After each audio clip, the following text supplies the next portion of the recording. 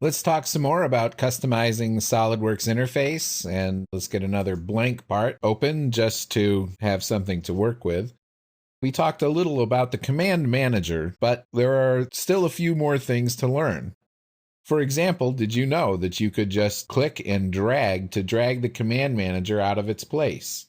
And you can redock it in one of three locations. You can redock the command manager any place there's one of these dock icons. So on the right, left, or on the top. When you dock it on one of the sides, the command manager can still use text, but it uses a lot more space when it's done that way.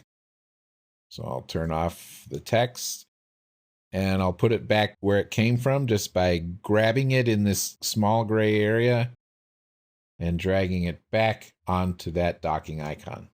While we're here talking about this, you can see all of the tabs that are available and add a custom tab by going to the Customize dialog.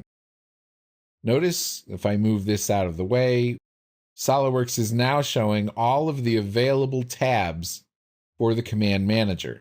And notice it also has a special one at the end, which I can click on and select the empty tab option. From here, I can just call it Infinite Skills. So I've got a special tab now for my Infinite Skills tools. I can come into the Commands tab of the Customize dialog and just pull anything I want to onto this Command Manager tab. It doesn't have to be from any particular place. It could be some of your favorite commands that you wind up using again and again, and you just want to have them available quickly.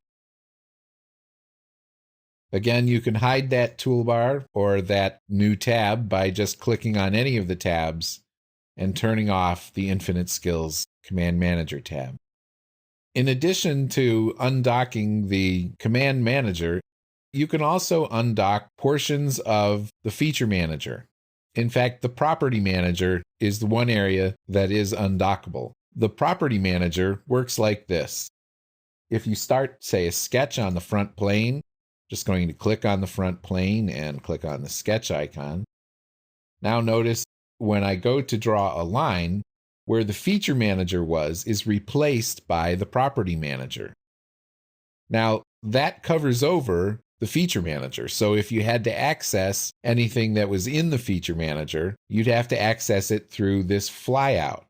Now, sometimes the Feature Managers get rather large, and so it doesn't make sense to have something in view and then have it just covered up. So one of the things that you're able to do is to grab the Property Manager and to pull it out. And notice that as I was moving it, there were some of the same docking icons that I saw when trying to move the Command Manager. So if I move this again, notice that I can dock the Property Manager back where it belongs. I can dock it at the bottom of the Feature Manager. I can dock it inside the graphics window in the upper left or in the lower right.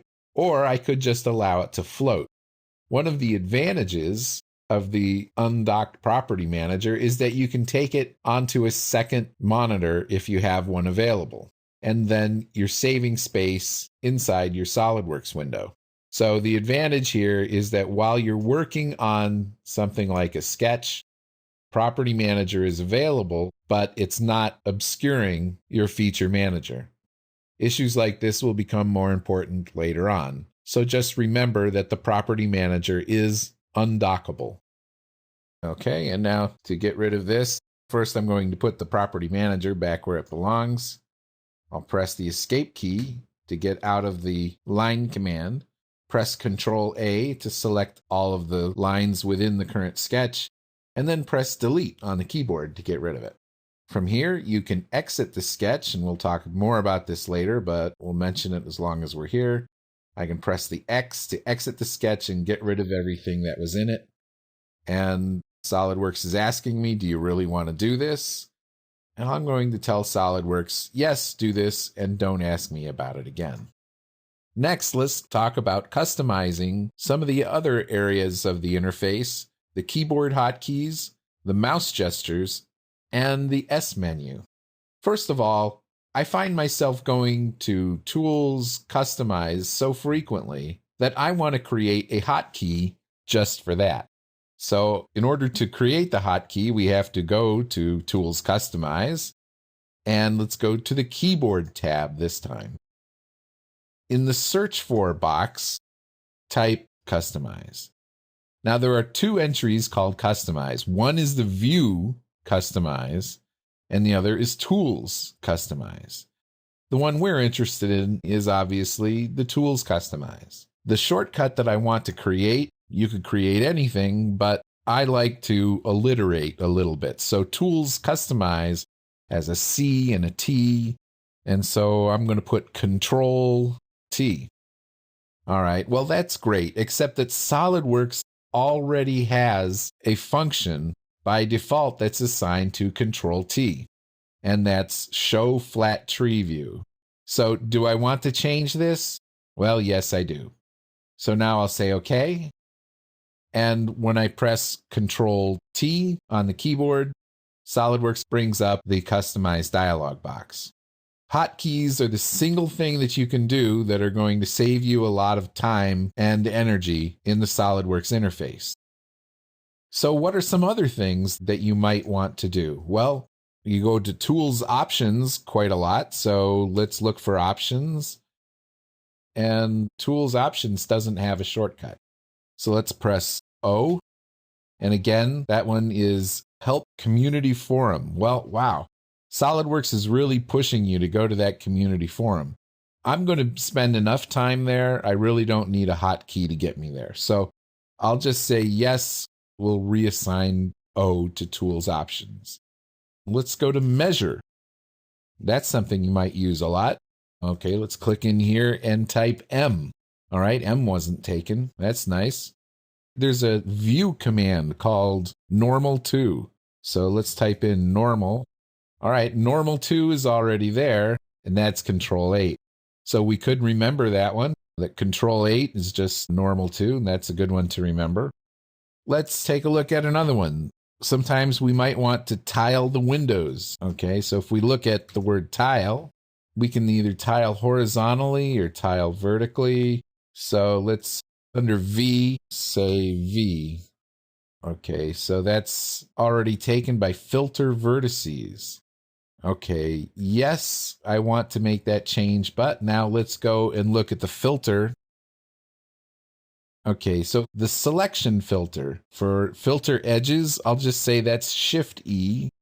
Filter vertices will be Shift V. Filter faces will be Shift F. And you can see that there are multiple hotkeys for some commands. That's a generally kind of inefficient way to use this, but it's possible.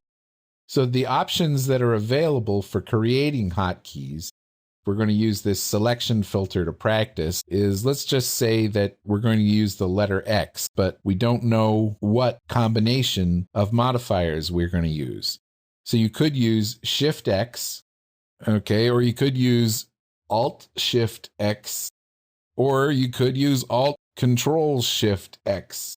So any combination of the three modifier keys and a letter or number or a function key can be used as a hotkey. But you can't have multiple character keys such as FX. You can't have a two-letter shortcut. So those are the limitations on your hotkeys or shortcuts or whatever you want to call them. I call them hotkeys because the word shortcuts in Windows has many different connotations, and even within SOLIDWORKS, there are several different things that are called shortcuts. So I remove some of the confusion by calling this particular usage of the shortcut, I just call it a hotkey. So that's how you modify your keyboard. Now let's take a look also at your mouse gestures. Remember that the mouse gestures, if I jump out of here just to demonstrate it quickly, you hold down the right mouse button and drag. Okay, and remember that there are 4 different environments available: parts, assemblies, drawings, and sketches. So we go to Tools Customize, Control T, Mouse Gestures, and here are the 4 environments. You can enable or disable mouse gestures entirely. You can have 4 mouse gestures or 8. If we click on 8, let's jump back out, see what that looks like. Okay, so you got to be a little bit more accurate when you're using 8 sections of the donut. Control T to get back, mouse gestures. So let's say I wanted to assign a mouse gesture to new. In here, I'll select in the part environment, hit the drop down, and then you can hit any one of the particular gestures and assign it. So you can do that for all of the commands and all of the wheels in the various environments. So that's customizing the mouse gesture donuts. Let's take a final look now at customizing the S key menus. To customize your shortcut toolbar or the S toolbar, press the S on the keyboard to pull up the S toolbar and then right-click on it and say Customize. If you see all of the shortcut toolbars for parts, assemblies, drawings, and sketches simultaneously, that's a bug, and you need to just concern yourself with whichever one is selected at the time. You can go through and change your part, assembly, drawing, and sketch shortcut toolbars without actually opening up an assembly or a drawing. But you just need to make sure that you have the one selected that you want to change. And then you can select the toolbar that you want to pull tools from using the drop down.